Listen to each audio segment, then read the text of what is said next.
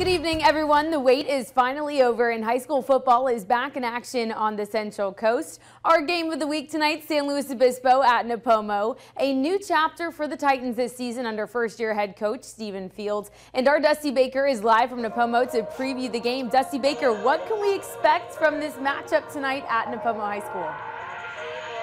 Well, good evening, Casey Busher. Happy football season. I know everybody's excited about this. I'm fired up, and right here in Nipomo, they are fired up as well. It's the clash of the Titans and the Tigers as well. These are two very familiar teams. They're familiar with each other despite being in different divisions. Now, it's a big matchup for them early on here. We're going to start out first with the road team. That would be the Slow Tigers heading into Nipomo this season, and this is going to be a nice change of pace for them this year. It's a new era for them with their new football stadium renovation, and while they wait for the final steps of the completion process, the Tigers open with this road test and a road test next week against Carruthers before their home opener on September 2nd against Arroyo Grande. The Tigers are coming off a 6-4 season in which they went 4-1 overall in Ocean League play, but they fell as the 2 seed to the 15 seed Ridgeview in the first round of the Central Section Division as 5 playoffs. That was a year ago. They fell 22-14. While they seek revenge, so does Nipomo.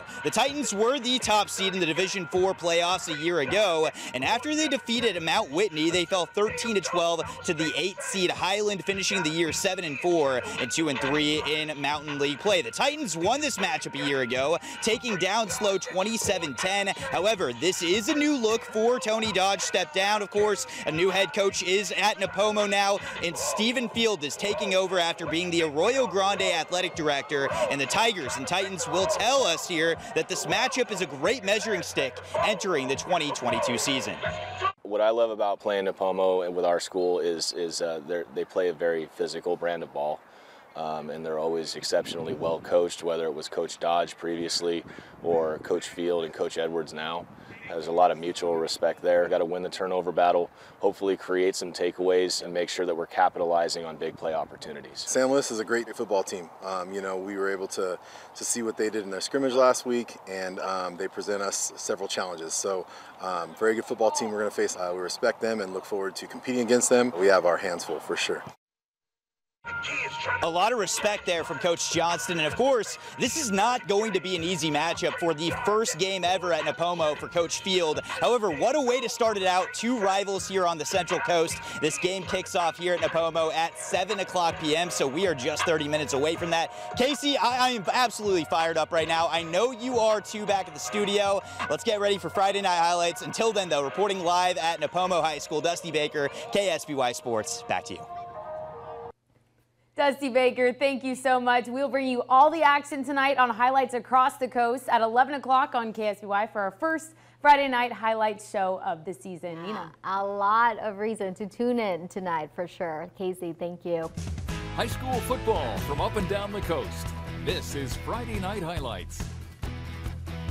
Football is officially here. Welcome to week 0 of Friday Night Highlights. I'm Casey Busher. And I'm Dusty Baker. And of course, we're starting out fresh here, Casey. Dusty, the 2022 season is officially back, and somehow it feels normal this year. It does. Of course, remember a year ago we had a spring season and then the fall season. This thing, well, it just kind of feels right now. Well, it's on to a new season, and that means we have to kick it off with our game of the week. Now, that would be the Slow Tigers on the road. Not very far, though, taking on the Nipomo Titans. These teams very familiar with each other, and the Titans' first game under new head coach, that's Stephen Field. Let's go straight to the action. Head to the field in this one. Stephen Field, his first game ever on the field at Nipomo.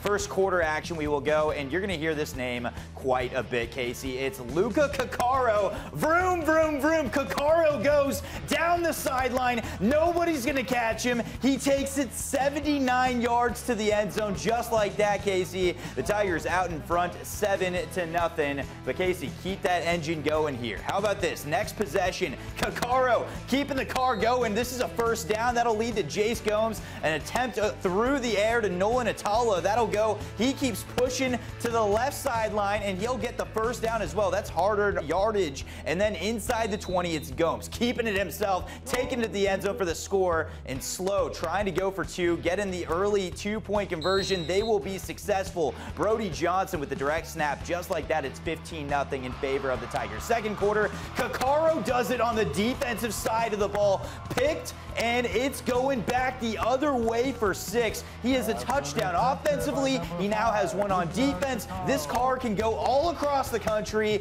Kakaro takes his team up 21-0 after the missed extra point. This time, Atala on defense. Remember, he had that early reception. Now he has an interception as well. And then, Casey, can you guess who it was? It's Kakaro. Kakaro takes it down the right sideline. Nobody's going to catch him until he gets himself inside the 20-yard line. That's a 51-yard gain. And then Isaiah Hernandez making some noise as well on the read option. Takes it standing into the end zone for the score. It is 28-0 in favor of those Slow Tigers. Man, they looked good today. The Slow Tigers go on. They win it 35-0 against a good Nipomo team and on the road as well, Casey. The Tigers will play at Carruthers. That's next Friday. The Titans, they will host Cabrillo in Week 1. What a win for San Luis Obispo. Morro Bay football heading into the season with a lot of momentum after taking home that CIF Central Division 6 championship last season. The Pirates hosting San Marcos tonight. Welcome back to Friday Night Highlights. We have so much more action coming your way this evening. The San Ynez Pirates hosting old-time rival Atascadero tonight for a big Central Coast matchup. It was a great game. The St. Joseph Knights, they're coming off a down year in 2021, Casey, but this time around trying to start on the right foot, hosting a Palos Verdes team that is coming down from down south. We'll see how that action goes out here on the Central Coast.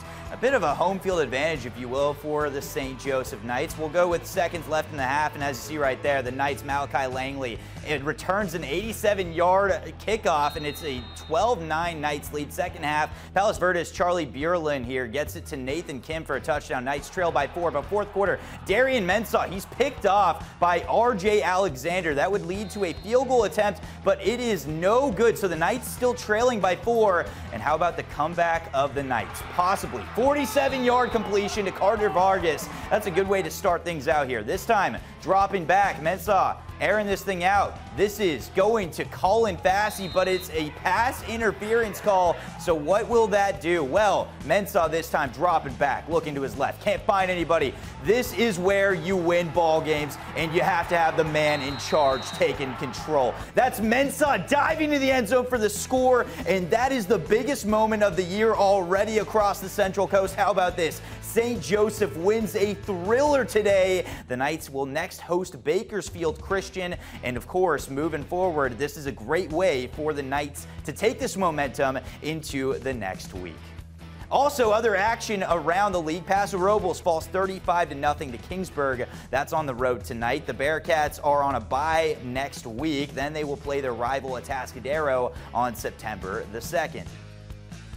And moving over to Lompoc, they kicked off the season with a massive 53-12 win over Agora tonight on the road. The Braves will host Pioneer Valley next Friday night at 7 p.m.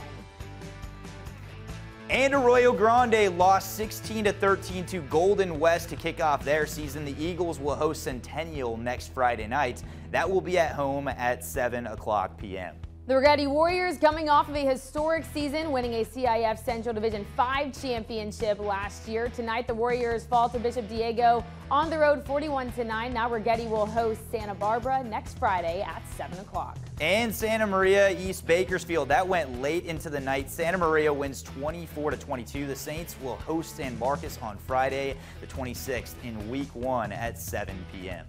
And Santa Barbara won 49-19 tonight at home against North Torrance to start the season. The Dons will play next at Rigetti on Friday at 7 o'clock in Week 1. And we have a score update as well for you. We just got a final. Mission Prep falls 35-9 in their Week 1 matchup, but you've seen what they can do, Casey. They were obviously great last year. We'll expect a lot more from them moving forward. Absolutely, and that's going to do it. That's a wrap for the first week of Friday Night Highlights. If you have a recommendation for players to watch this week or story ideas, please let us know. You can email us or shoot us a message on Facebook or on our Twitter. That's at KSBY Sports. And if you want to see a play in action again, we'll head over to our website. That's ksby.com. And before we let you go, here's tonight's sights and sounds. Thank you so much for watching, and we will see you next Friday night for our second Friday Night Highlights show.